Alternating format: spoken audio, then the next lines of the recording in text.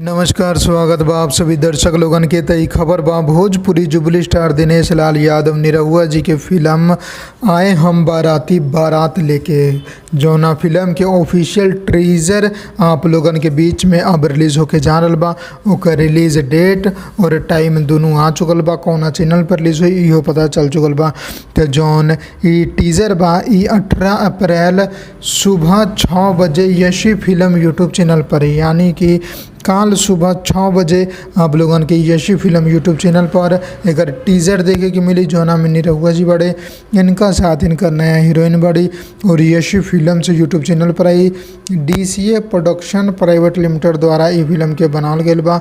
आप लोग भी एक टीजर बिहान सुबेरे जरूर देखम और अपन प्यारा आशीर्वाद बनौले रखम। ओकरा बाद एक ट्रेलर आई, वो आप लोगन के बीच में जैसे रिलीज डेट आई ओकर अनाउंसमेंट कर देम। बस आप लोग चैनल के सब्सक्राइब करके बेल आइकन जरूर दबा दी। जय भोजपुरी, प्रणाम।